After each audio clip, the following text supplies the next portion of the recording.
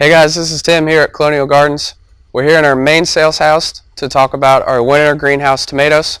Behind me are our cherry tomatoes, and on the other side are our slicer tomatoes, and they're available for sale at the front of the store. We started them in May from seed. We transplanted them into these 7-gallon plant-right bags in July. We've been growing them ever since. We got our first harvest in September, and we will continue to grow them through the winter months.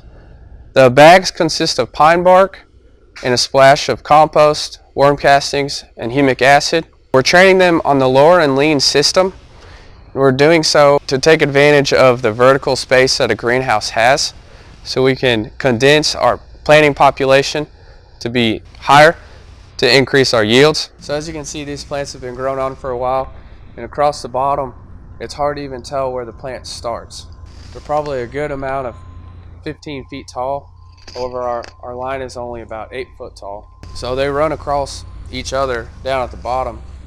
And across the bottom we've pruned off all the leaves to keep bugs from living down there and to keep them from rotting. It cleans it up, allows airflow to get through and cut down on funguses. So we have these plants on fertigation, which means when they're irrigated or watered, they're also fertilized.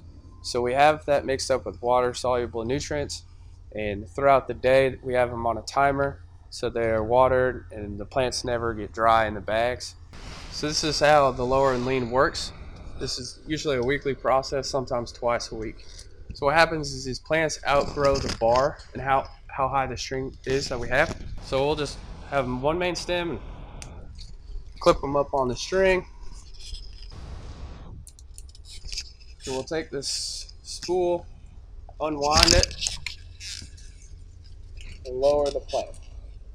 And as you can see, the plant now grows all the way down to the ground. So the first thing we do is we clean off all these suckers.